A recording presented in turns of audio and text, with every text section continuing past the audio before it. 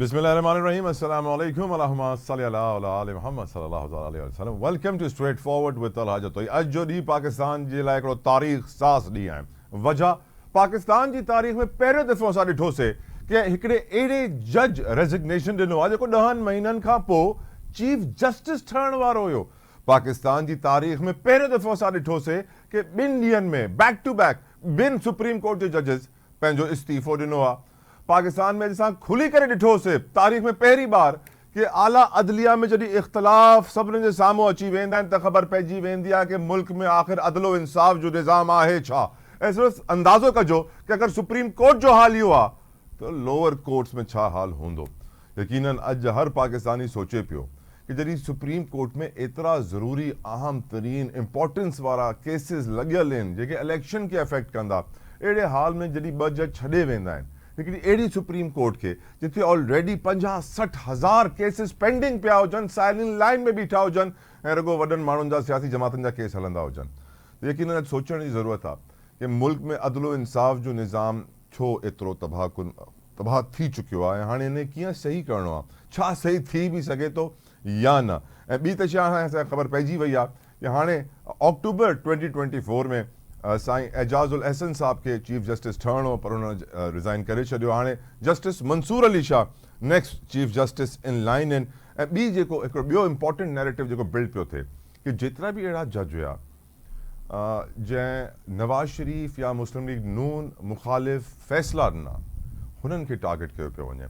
Justice Mazahir Ali Naqvi साहब बि हुननि में आहिनि ऐं अॼु जस्टिस एजाज़ उल अहसन साहब त पानामा बैन जो हिसो हुया. न रुगो इहो, एजाज़ उल अहसन साहब अनवर ज़हीर जमाली साहब सां गॾु हुया, साकिब निसार साहब जे बेंच में हुया, आसिफ सईद खोसा साहब जे, पोइ गुलज़ार अहमद साहब जे, उमर अता बंदियाल साहब जे बेंच में. त गुलज़ार उल अहसन साहब हिकिड़ो अहिड़ो जज हो जंहिं वॾनि बेंचनि में वॾनि केसिस में वेही करे फ़ैसिला ॾिना. पर अॼु हुन इहो फ़ैसिलो कयो कि मां हिन सिस्टम में रही करे सिस्टम खे सही कोन थो करे सघां, सिस्टम मां ॿाहिरि वेंदुमि ऐं पोइ सिस्टम जे ख़िलाफ़ कमु कंदुसि, सिस्टम खे सही करण जी कोशिशि कंदुमि. This is the basic narrative जेको हाणे प्राइमा फेशिया सम्झ थो अचे. पर लेट्स सी कि हिन महिल आहे छा हक़ीक़त. इहो जेको इख़्तिलाफ़ आहे हिकिड़ी वॾी तनक़ीद बि जेका हाणे थिए पई honourable chief justice of Pakistan justice Qazi Faez Isa साहब ते थिए पई कि हो जजिस खे गॾु न रखी सघिया, प्रॉब्लम सॉल्व न करे सघिया ऐं अचण वारे ॾींहंनि में अञा वधीक चैलेंजिस थी सघनि था जस्टिस काज़ी फ़ाइज़ ईसा साहब जे लाइ. मां डिस्कशन कंदुमि, तव्हां सां तारुफ़ करायां पंहिंजे पैनल जो. मूंसां गॾु हिन महिल मौजूदु आहिनि तैयब बलोच साहब, उहे सदर आहिनि press association of supreme court, ऐं राजा ख़ालिद साहब मूंखे जॉइन करे चुकिया आहिनि. राजा ख़ालिद साहब बहुत बहुत शुक्रिया आपके कीमती वक्त का. तैयब बलोच साहब आपके भी वक्त का बेहद मशकूर और शुक्रगुजार हूँ. तैयब आपसे आगाज़ करता हूँ, क्या आज पूरी कौम को मालूम पड़ गया कि हमारी आला अदलिया में कितना इख्तलाफ मौजूद है और सुप्रीम जुडिशल काउंसिल के अंदर जिसका केस जाता है वो कान पकड़ लेता है. काज़ी फ़ाइज़ ईसा साहब का भी केस हमें याद है कि उनकी बेगम के आंसू निकल आए थे अदालत में और काफ़ी लोग तो कहते हैं उन्होंने भी आज तक मनी ट्रेल साबित नहीं किया. अब जिनके केसेस जा रहे हैं, जिस तरह आज एजाज़ उल अहसन साहब के लिए कह रहे हैं कि उनके खिलाफ भी सुप्रीम जुडिशल काउंसिल में केस जाने को तैयार था, उन्होंने पहले ही इस्तीफ़ा दे दिया. तो क्या प्रॉब्लम सुप्रीम जुडिशल काउंसिल में है या निज़ाम अदल में है? देखिए तला भाई, असल प्रॉब्लम जो है वो तो निज़ाम अदल में है और ये एक चीज बिल्कुल ठीक हो रही है कि जस्टिस काज़ी फ़ैज़ ईसा ने इस सारे मामलात को ट्रैक पे डाला है, यानी कि सही ट्रैक पे डाला है. ये पटड़ी से हमारा निज़ाम अदल उतर चुका था, हम ख्याली हो रही थी. इन्हीं जिन जजेस का आपने नाम बताया, ये जो आज जा रहे हैं, तो इनको अवाम ने कहा था, इमरान जजेस का नाम दिया था. इन्हीं जजेस ने आइन को रीराइट करने की भी जो है वो सरियन गलती की थी.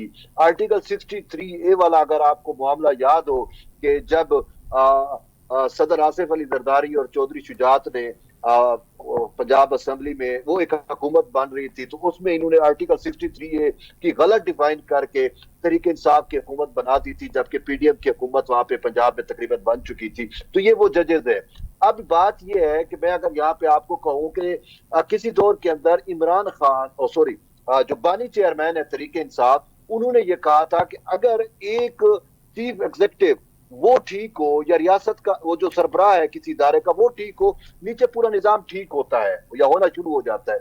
मैं इसको यूं देख रहा हूं कि काजी फैज ईसा आइन की हुक्मरानी की बात करते हैं, अपने हलफ की पासदारी की बात करते हैं, और सुप्रीम कोर्ट ऑफ पाकिस्तान में जो तारीखी गलतियां हुई हैं उनको वो दुरुस्त करने की बात करते हैं। देखिए, भुट्टो शहीद का रेफरेंस आपके सामने है। सबसे बड़ा पाकिस्तान की सुप्रीम कोर्ट के ऊपर वो कलंक है, और वो कलंक आपके सामने चीफ राइट जस्टिस तैयब। काजी फैज ईसा उसको दुरुस्त कर रहे हैं। तो ये वो करेक्शन लेके आ रहे हैं। अब मुझे ये बताया, आपने काजी फैज ईसा की मिसाल दी कि सुप्रीम जुडिशियल काउंसिल में काजी फैज ईसा ने फाइट बैक किया था। उसकी अगरचे वाइफ की जो है एहलिया के आंसू आए थे, लेकिन फाइट बैक करके फतेहयाब हो लेकिन गए अजहर थे। सिद्दीक लड़ने साहब वाला कहते हैं फतेहयाब मनी ट्रेल होता है। साबित नहीं किया उन्होंने। देखें, वो मनी ट्रेल आज भी आप सुप्रीम कोर्ट की वेबसाइट पे जाएं, उसकी सारी मनी ट्रेल पड़ी है। ये सिर्फ प्रोपेगेंडा है। और ओके। दूसरा, अगर अगर जस्टिस मज़ाहिर नकवी अगर जस्टिस मज़ाहिर नकवी के पास इतना वो होता तो वो भागते नहीं, वो काजी ठीक। फैज ईसा की तरफ फेस अच्छा, मैं करते। वापस आता हूँ जस्टिस तैयब, जाजुल मैं आपके पास वापस आऊँगा तैयब। मैं गुजारिश करता हूँ, राजा खालिद महमूद साहब भी मेरे साथ मौजूद हैं। राजा साहब, मेरी नज़र में तो आज बड़ा तारीख साज दिन है, हिस्टोरिक दिन है। मैंने नहीं देखा अपनी करियर में कभी, अपनी ज़िंदगी में कभी, कि एक तो 2 जजेस बैक टू बैक इस्तीफ़ा दें और साथ में एक ऐसा जज जो 10 महीनों के बाद चीफ जस्टिस बनने वाला हो। आपकी नज़र में निज़ाम अदल आज मजबूत हुआ या कमज़ोर, राजा साहब?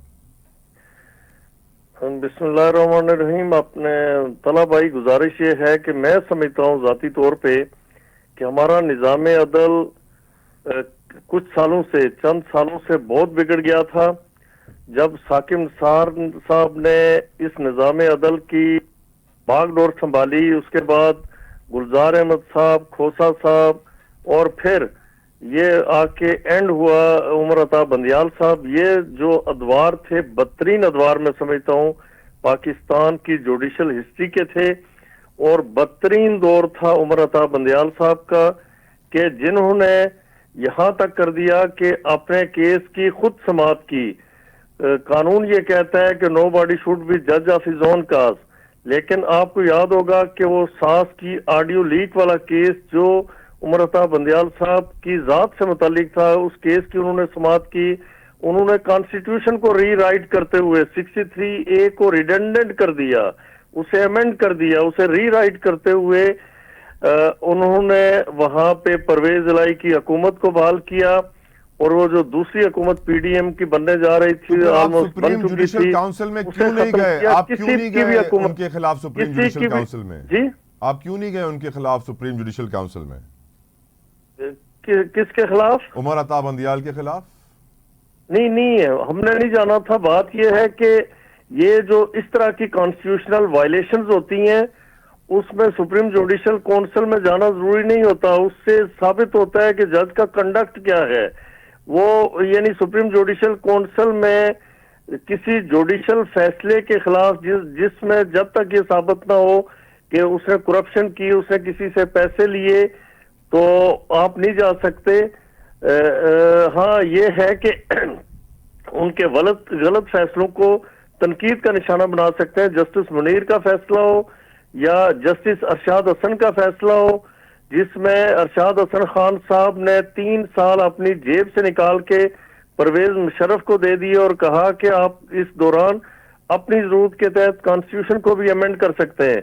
वो सुप्रीम जुडिशियल काउंसिल का केस नहीं बनता था, लेकिन जज के उस फैसले को तारीख याद रखेगी, और तारीख किस तरह से उसे लिख रही है, तारीख किस तरह से देख रही है, और तारीख के तालिब इल्म उसे किस तरह से पढ़ रहे हैं, वो आपके सामने है।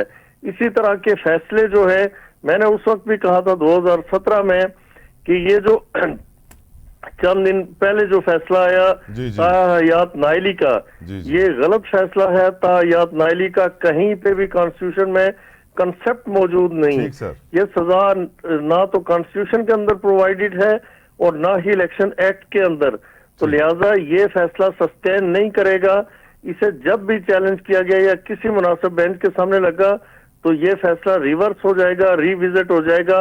वो रिविजिट हुआ, रिवर्स हुआ, लेकिन उसकी बुनियाद पे आप उन्हें सजा नहीं दे सकते। अब मैं जो आज की बात है इस तरफ आता हूं कि ये दोनों जो जज साहिबान थे, मुजाहिर अली अकबर नकवी साहब, आप लाहौर के किसी सीनियर वकील से पूछ लें कि बहैसियत लाहौर हाई कोर्ट के जज के उन्होंने क्या गुल खिलाए। और उसके बाद और वहां भी उनके खिलाफ रेफरेंस फाइल हुआ था, लेकिन वो चीजें बाद में मैनेज कर ली गई। फिर सुप्रीम कोर्ट में गए, उनका क्या कंडक्ट रहा, किस तरह से मामलात को निपटाते रहे और उन पे क्या क्या एलिगेशंस लगे। उन्हें जब उन्होंने देखा कि मेरा जो लॉजिकल एंड है, मैं अपने अंजाम को पहुंचने लगा हूं, और बिल्कुल अपने अंजाम को देखते हुए उन्होंने राय फरार अख्तियार की और इस्तीफा दे के चले गए। ये जजेस हजरात ये समझते, और मैं समझता हूँ कि इनके रूल्स के अंदर अमेंडमेंट होनी चाहिए। इस प्रैक्टिस को खत्म होना चाहिए कि अगर कोई जज वो अपना अंजाम देख के इस्तीफा दे देता है, उसके खिलाफ रेफरेंस आ जाए, तो जब वो आखिरी मराहल में होता है, जब वो कंक्लूड हो रहा होता है, तो ये इस्तीफा दे देते हैं। इसलिए कि वैसे जज भी उन्हें पता होता है, क्योंकि हजारों केसेस उन्होंने समाप्त किए होते हैं, वकील भी रहे होते हैं, उन्हें अच्छी तरह से पता होता है कि हमारे साथ क्या होने जा रहा है। तो नतीजा तो वो इस्तीफा दे के तो फिर वो मराद भी लेते हैं, वो पेंशन बेनिफिट्स भी लेते हैं। ये नहीं होना चाहिए। कोई भी सिविल सर्वेंट है, उसकी मैं मिसाल दूं सिविल सर्वेंट की, तो सिविल सर्वेंट है वो जब उसके खिलाफ इस तरह का कोई एक्शन हो, डिसमिस हो जाए सर्विस से, तो फिर वो पेंशन बेनिफिट्स नहीं ले सकता। लाइकवाइज अगर कोई आर्मी ऑफिसर है, तो जब उसके खिलाफ कोई उसका मिसकंडक्ट साबित हो जाए, उसे कन्विक्शन भी होती है, उसका कोर्ट मार्शल होता है और उसे कोई पेंशन नहीं दी जाती। आप तो हाई कोर्ट और सुप्रीम कोर्ट के जजों का जिक्र कर रहे हैं सर, लोअर कोर्ट्स में जो गुल खिलाए जा रहे हैं उसका तो कोई जिक्र ही नहीं करता। जहां गरीब आदमी रोज धक्के खाता है, पिसता है, तबाह बर्बाद होता है, बेगुनाह पूरी जिंदगी सलाखों के पीछे गुजर जाता है, लोअर कोर्ट्स का तो कोई जिक्र ही नहीं करता। आई कम बैक टू यू राजा साहब। तैयब, बड़ा इंपॉर्टेंट सवाल है, इस वक्त सुप्रीम कोर्ट में कितनी जजेस की पोजीशंस खाली हैं और उनको भरने में कितना वक्त लगेगा, और इनके खाली होने की वजह से कितने केसेस सफर करेंगे? देखिए, इस वक्त जो है वो जजेस, अभी मैं आपको क्या कहूं तलब भाई, हो सकता है कि कोई और भी इस्तीफे आ जाए। अच्छा,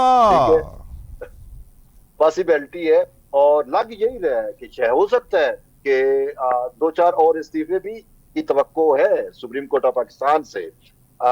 तो इसी वजह से तकरीबन 4 जजेस की सीटें जो हैं वो वैसे खाली हो चुकी हैं, और ये जुडिशियल कमीशन के जरिए इसको पुर किया जाएगा।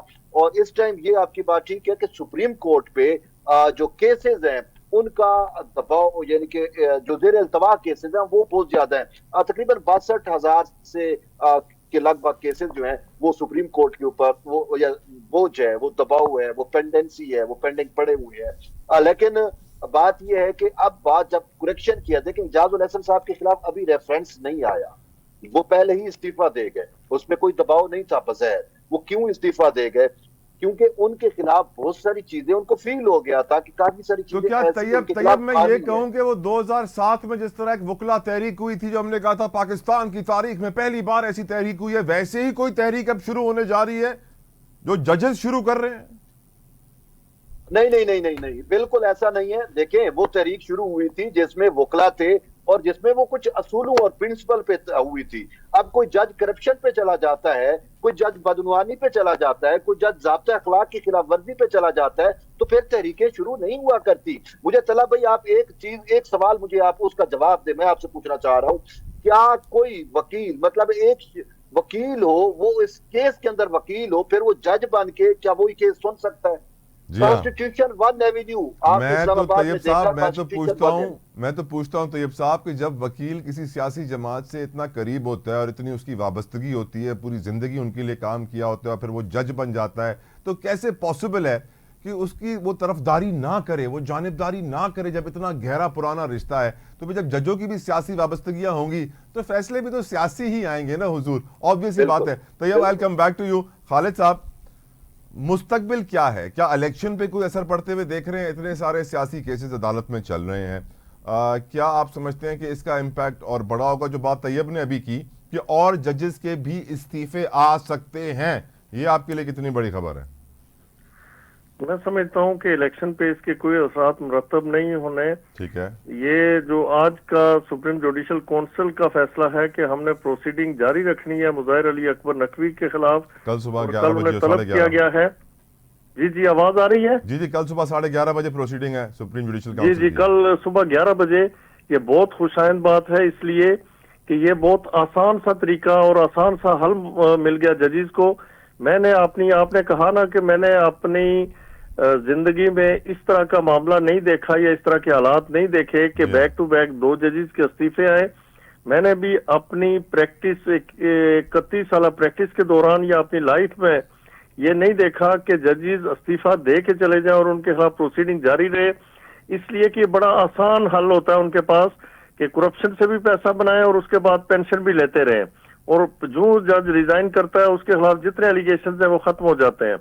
इस बात को खत्म होना चाहिए कि अगर उसने कोई जुर्म किया है, वो गिल्टी है, तो उसके फाइनल कंक्लूजन तक उसे फाइट करनी आप कह रहे चाहिए। हैं पाकिस्तान में पहली चाहिए। बार ऐसा हुआ है कि रिजाइन के बाद भी ये सुप्रीम जुडिशल काउंसिल की जो प्रोसीडिंग्स है बढ़ाई चलाई जा रही है, पहली बार हुआ है जी, पहली बार हो रहा है, और मैं समझता हूँ ये अच्छा हो रहा है ताकि आइंदा कोई जज ये जरूरत ना करे कि मैं करप्शन करके पैसे कमा के बाद में पेंशन भी लूंगा, इस्तीफा दे के मैं इस्तीफा दे के घर चला जाऊंगा। ठीक है, मैं वाह। कोई 2-4 साल काम ना किया तो क्या फर्क पड़ जाएगा, तो मुझे पेंशन मिलती रहेगी ठीक ठाक, इधर से भी मैंने कमा लिए और मेरे इल्जामात भी मेरे खिलाफ जो थे उससे भी साफ हो गया, पाक इसका साफ हो क्रेडिट भी गया। आप काजी फायज ईसा साहब को देंगे? इसका क्रेडिट मैं काजी फायज ईसा साहब को देता हूं। उन्होंने वाज़े तौर पे आज कह दिया कि ये नहीं हो सकता कि बंदा जुर्म करे, गलत करके चला जाए, कोई करप्शन करके चला जाए तो फिर वो इस्तीफा दे के किनारे बहुत हो बहुत जाए। ये शुक्रिया बहुत राजा अरसे खालिद से महमूद साहब, बहुत बहुत शुक्रिया। तैयब आप हमारे साथ रहेगा, एक ब्रेक था वठो नाज़रीन ताकि थे न वञो, वॾो ॾींहुं आहे, वॾी ॻाल्हियूं ख़बर थी पवनि, ब्रेक वठो।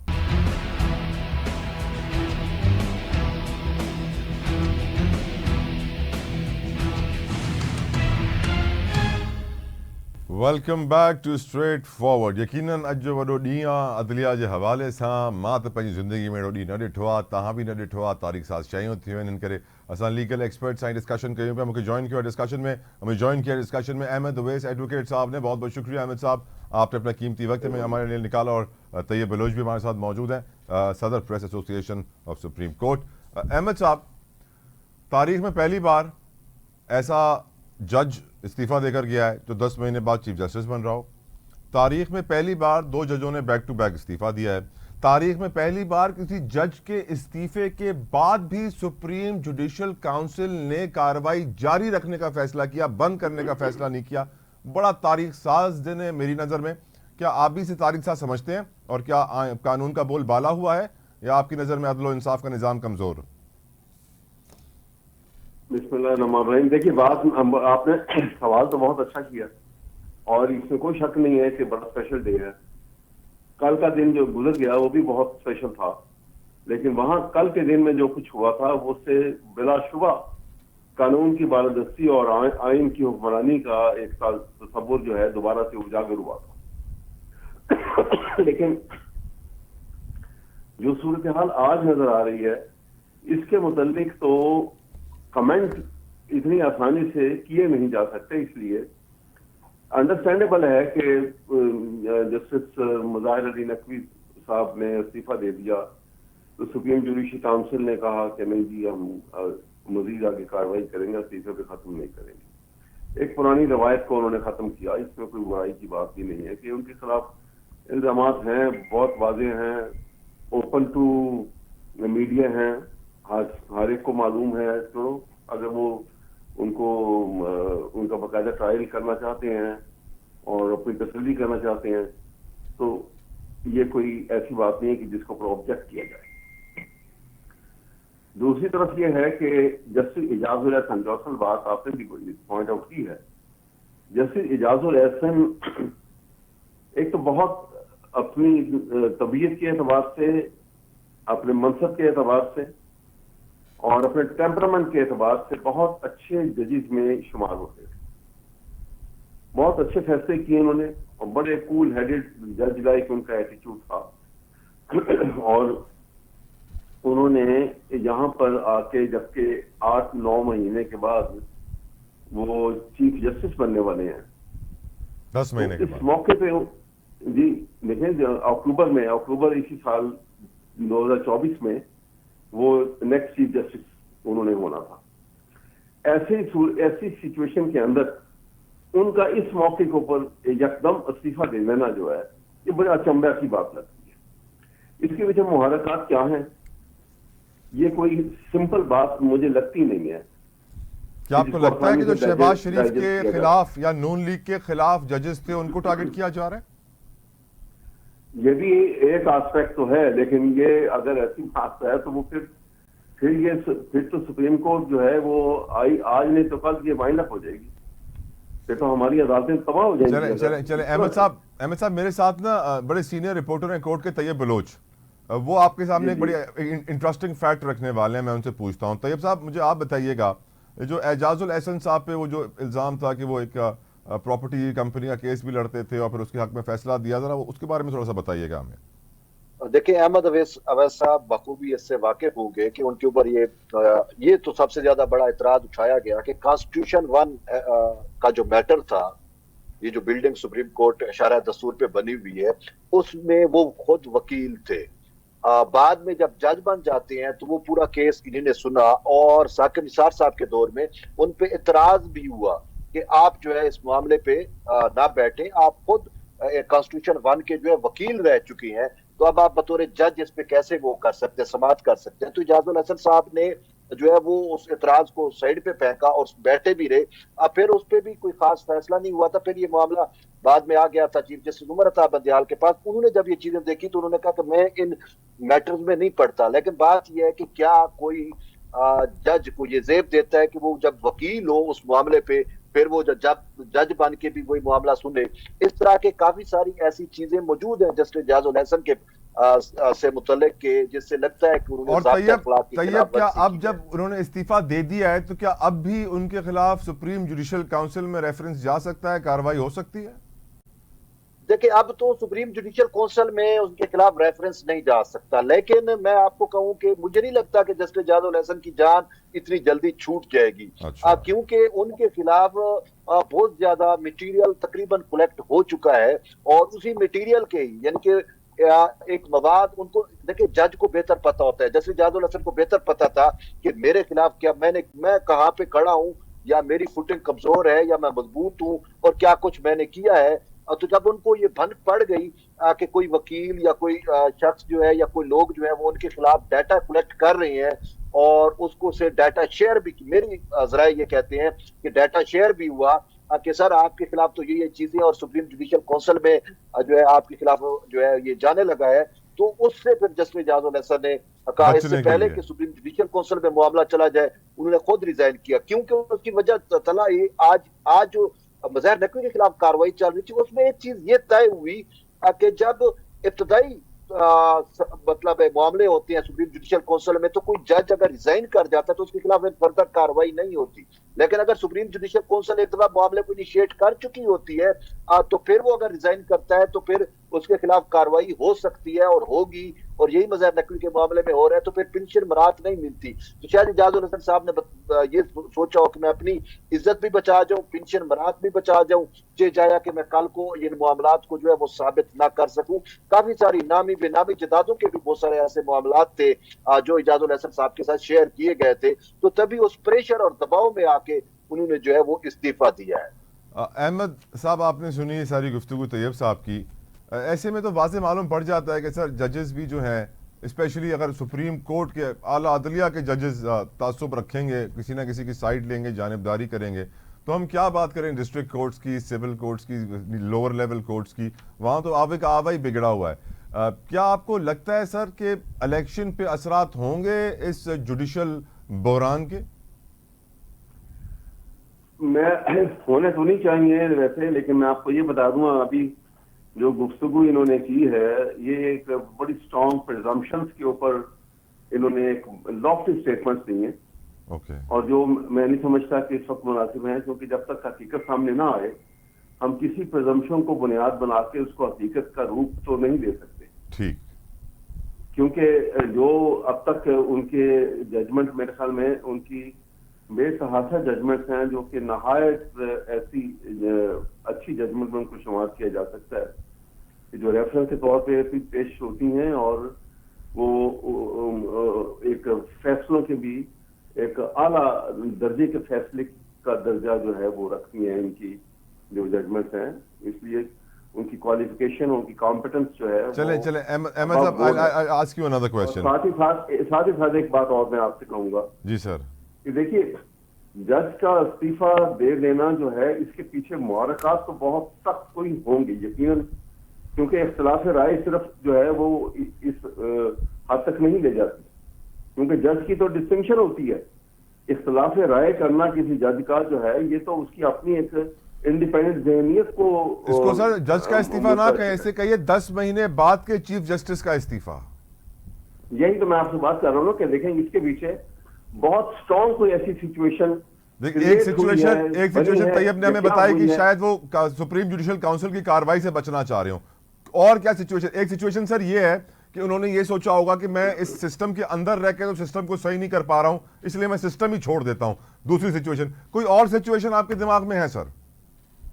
नहीं, मेरा ख्याल में अब जैसे इससे आपने देखा होगा कि पिछले 2-3 हफ्तों में कुछ वाकयात, मसलन किसी मौके के ऊपर खतो खिताबत हुई थी, काजी फायद ईसा ने कहा था कि आपको 6 घंटे काम करना है, 4.5 घंटे काम नहीं करना है, उसकी वजह से काजी साहब ने जिस किस्म के एतराजात किए, उससे लग रहा था कि बहुत ज्यादा एक सिर्फ रिफ्ट ही नहीं है, बल्कि ऐसी एक दूसरे के ऊपर इनटॉलरेंस का मुजाहरा। काजी साहब संभाल नहीं पाए सर, बेंच को संभाल नहीं पाए, जजेस का ख्याल नहीं रख पाए, उनके तहफ़्फ़ुज़ात दूर नहीं कर पाए, उनका स्ट्रेचर बढ़ा है आज घटा है, बड़ा है। और काजी साहब मुझे लगता है काफी शॉर्ट टेम्पर्ड भी हैं, और शायद उन्होंने एक ग्रुपबंदी की है, उस ग्रुपबंदी में आगे कुछ मामला आए होंगे।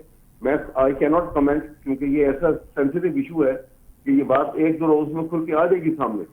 इसके ऊपर हम किसी मफरूजे की बुनियाद पे तो कोई एक लंबी चौड़ी बात नहीं कर सकते, लेकिन ये है बहुत सूरत हाल तशवीशनाक है, और ये पाकिस्तान की जुडिशियल हिस्ट्री में एक बड़ा मुनफरद ये वाकया हुआ है जिस तरीके से ये हुआ है। क्योंकि बहुत बहुत शुक्रिया अहमद उवैस एडवोकेट साहब आपके कीमती वक्त के लिए। लेकिन यकीनन असां ॾिठो से कि तैयब अॻ में तारीफ़ पिया कनि काज़ी फ़ाइज़ ईसा साहब जे किरदार जी, ऐं हाणे अहमद उवैस साहब चवनि पिया कि मशकूक आहे, थोरो सो किरदार लॉबी भी शायद ठहियल आहे। तैयब साहब आज़ाद वठंदासीं ब्रेक खां पोइ, किथे न वञिजो, स्टे ट्यून्ड।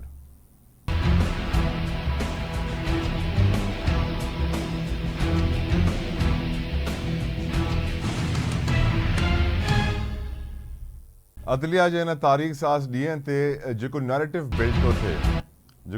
बिल्ड थो थियो तव्हांजे साम्हूं रखूं, हिकिड़ी साइड ते असां ॾिसूं था कि माण्हू तारीफ़ था कनि, काज़ी फ़ाइज़ ईसा साहब एॾो सुठो कमु कयो कि जेकी बि ग़लति जजिस हुआ या ग़लति फ़ैसिला कया उहे हाणे वञनि था, सिस्टम मां निकिरनि पिया, ऐं तारीख़ साज़ कम बि था काज़ी साहब कनि पिया कि जीअं सुप्रीम जुडिशियल काउंसिल में कार्रवाई जारी रही इस्तीफ़े जे बावजूदि, जॾहिं कि तारीख़ में इहो कॾहिं न थियो अॻु में। उअं ई हिकिड़े ॿिए पासे ऑन द सेकेंड साइड ते असां ॾिसूं था कि काज़ी फ़ाइज़ ईसा साहब जे कैरेक्टर खे अटैक बि थो कयो वञे। ये काज़ी साहब गॾु कोन थो रखी सघे जजनि खे, जंहिंजे करे इख़्तिलाफ़ वधी विया आहिनि, हुननि ख़्यालु न रखियो, हो लॉबी था ठाहिनि। ब्रेक खां अॻु में एडवोकेट अहमद उवैस साहब असांजे प्रोग्राम में चवनि पिया कि काज़ी फ़ाइज़ ईसा साहब हिकिड़ी लॉबी बि ठाही, जंहिंजे ख़िलाफ़ हाणे असां ॾिसूं था कि जजिस इस्तीफ़ो ॾियनि पिया। तैयब बलोच मूंसां गॾु मौजूदु आहिनि, सदर आहिनि press association of supreme court reporters. Tayyab, एक तरफ काज़ी साहब की बुराइयां करने वाले हैं, एक तरफ काज़ी साहब की अच्छाइयां करने वाले हैं, दोनों इस वक्त बड़े एक्टिव हो गए हैं, सोशल मीडिया पर भी, टेलीविजन पर भी, प्रिंट पर भी।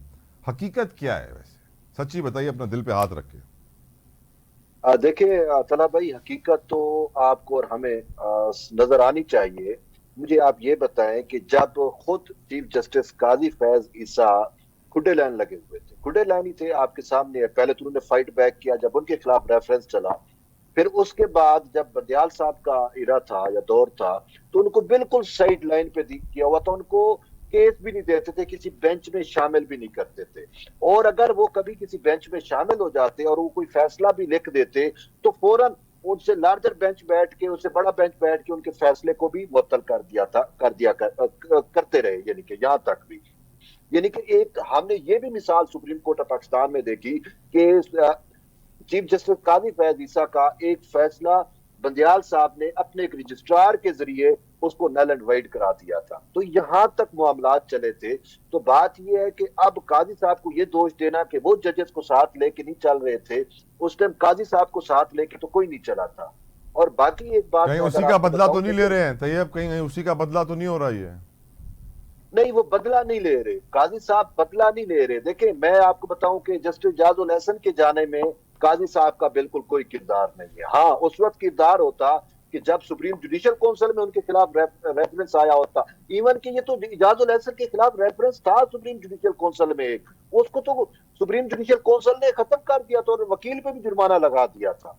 तो अब इजाजुल एहसन की रीजन डिफरेंट है।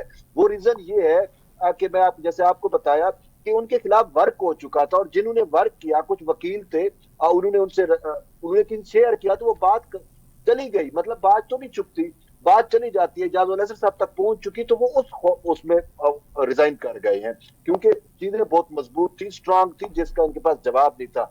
ये काजी साहब देखिए, काजी साहब तो इसको बेंच भी देते रहे इजाजुल एहसन तक जब तक मौजूद थे, ये कमेटी के भी उसमें सलाह मशवरे भी करते रहे, सब कुछ हो रहा था। तो लेकिन अब जो आपने कहा कि ये तो तस्वीर के दो रुख होते हैं, जो आपका हीरो हो सकता है, वो मेरा मतलब है विलन हो सकता है। ये तो एक आम सी बात है, किसी वजह से कोई काजी को हीरो बना रहे हैं और काजी किसी के लिए विलन है। राइट तैयब, हमें इस वक्त ज्वाइन किया प्रोग्राम में इकबाल जफर झगड़ा साहब ने, मुस्लिम लीग नून के सीनियर रहनुमा है। बहुत बहुत शुक्रिया इकबाल साहब आपके कीमती वक्त के लिए।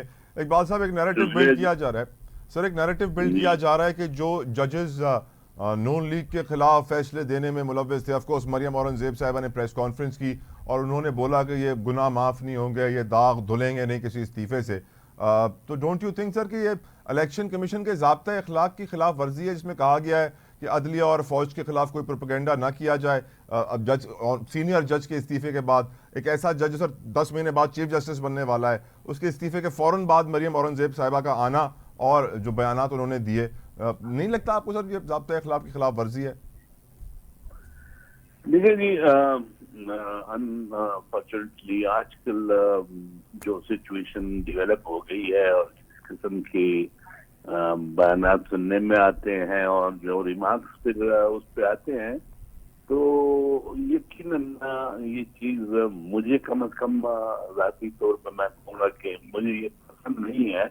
ये हमारे यहाँ जुडिशरी तो छोड़े, जुडिशरी तो हमारे मैं आपको बताऊं कि मियां नवाज शरीफ का जुडिशरी के मतलब यही है कि मैं जुडिशरी का बहुत एहतराम करता हूं और करता रहूंगा, लेकिन बस सिर्फ ये है कि मैं चाहता हूं कि वो जो भी काम हो वो प्रॉपर लॉ एंड कॉन्स्टिट्यूशन के मुताबिक जो बातें हों उसके मुताबिक हों, तो वो कभी भी ये चीज अपने उसमें नहीं लाएंगे कि ये चीज जुडिशरी जो है ये गलत वो कर रही है। तो इसमें तो हमारा तो बड़ा वाज़े स्टैंड है और मौक़िफ़ है कि हमें अब जो करना है वो यही है कि इस बार बार मैं कह चुका हूँ कि देखिए इस मुल्क में हमें नंबर 1 एक तो ये है कि जो हमारी पर्सनल विन्स हैं इसको पीछे करना पड़ेगा और नेशनल इश्यूज जो हैं इसको प्रायोरिटी देनी पड़ेगी। जब तक नेशनल इश्यूज को आप प्रायोरिटाइज नहीं करेंगे तो सर नेशनल इशू है कि सर नेशनल इशू ये है कि सर कौम का एतमाद अदलिया पर हो। आपकी नजर में अदलिया का वकार आज बढ़ा है या घटा है? लेकिन जी मैं मेरे अपनी ऑब्जर्वेशन जो है वो बताता हूँ आपको, बाकी लोगों की अपनी अपनी राय होती है, लेकिन मैं समझता हूँ कि काजी फायज ईसा का आज का रेपुटेशन नहीं बल्कि मैं इनको बड़े अरसे से जानता हूँ और इनके केसेस भी फेस कर चुका हूँ, इनके कोर्ट्स में भी जा चुका हूँ, इनके कोर्ट्स में जो फाइंडिंग्स हैं और जिसमें मैं खुद भी इन्वॉल्व रहा हूँ, वो रिकॉर्ड्स भी मेरे पास आज भी पड़े हुए हैं इनके माशाल्लाह। और मैं समझता हूँ कि इन्होंने जो जो इक़दाम किए थे और जो अगर बात कहीं नवाज शरीफ के खिलाफ होती थी तो ये जरूर उनको निशानदेही करते थे और कभी ये नहीं कहा कि ये नवाज शरीफ है तो बस ये हमारा लाडला है। नहीं, ये लाडले की जो आजकल बातें हो रही है वो नहीं कर सकते। नवाज शरीफ की एक अल्लाह के करम से जो पॉपुलैरिटी नजर आई है उनकी वापसी के बाद, वो ये उसको डाउन करने के लिए ये लाडले का लफ्ज जो है ये इस्तेमाल करना शुरू कर दिया है कि वो चीज सर वो तो अब यही कह रहे हैं ना कि नवाज शरीफ इतना लाडला है कि अब उसके जो मनपसंद जजेस नहीं थे वो इस्तीफा देके जा रहे हैं। देखे ना, इस्तीफे वाली बात जो है वो भी काफी मैं समझता हूँ कि परेशान को, जिस तरह मैंने आपको कहा, हम कभी नहीं चाहते कि अदलिया में कोई ऐसी सूरत हाल पैदा हो कि वो एक दूसरे के खिलाफ पर पैदा हो चुकी है ना सर, ये तो वाजे हो गया ना। इट्स पैदा हो तो बात पुरानी है, अब तो कौम के सामने सब कुछ आ गया। मैं यही कह रहा हूँ, वेरी अनफॉर्चुनेट, मैं तो इसको बहुत अनफॉर्चुनेट समझता हूँ। और मेरी दुआ है कि रिस्पॉन्सिबल कौन है ये बता दें, सिचुएशन का जिम्मेदार कौन है? जिम्मेदार तो देखें, अब ये आप मुझसे मत कहवाएं कि कौन इसका जिम्मेदार है, लेकिन मैं कहता आप उस जिम्मेदार का नाम लेने से डरते हैं सर? जो भी एक्ट, जो एक्ट आइन कानून के दायरे से बाहर हो और उसमें अगर वो उस पे हमारे लोग रिएक्ट करते हैं और इस्तीफा देते हैं तो वो जिम्मेदार हैं इसके, मेरे ख्याल में कि they should be held responsible for that. चलें, वो कहते हैं ना झगड़ा साहब, you didn't say anything in particular but you said it really well। कुछ ना कहते हुए सब कुछ कह गए। बहुत शुक्रिया इकबाल जफर झगड़ा साहब। तैयब साहब आपकी मुस्कुराहट भी जो है ये बता रही है। बहुत बहुत शुक्रिया तैयब साहब आपका भी। मैं आखिर में हमेशा हूँ पंहिंजे प्रोग्राम जो आखिर में अल्लाह साईं सां दुआ कंदो आहियां कि यार अब असांखे अहिड़ो निज़ाम अदल इंसाफ़ ॾे जंहिंमें ग़रीब ऐं रईस ॿिन्हिनि लाइ साॻियो कानून हुजे। हिकिड़ो अहिड़ो निज़ाम अदल इंसाफ़ जो ॾे जंहिंमें पाकिस्तान जे मफ़ाद खे अॻु में रखियो वञे, जंहिंमें नेशनल टारगेट्स खे अॻु में रखियो वञे, ना कि ज़ाती टारगेट्स खे। छो पाकिस्तान अॼु जंहिं हाल में आहे, हर को चई चुकियो आहे कि अचण वारी चूंडनि सां को बि इस्तेहकाम पाकिस्तान में न ईंदो जेसि ताईं साफ़ शफ़ाफ़ transparent free and fair elections न थींदा। अल्लाह साईं ईअं ज़रूरु कजाए। मूंखे इजाज़त ॾियो, अंटिल नेक्स्ट टाइम, अल्लाह हाफ़िज़।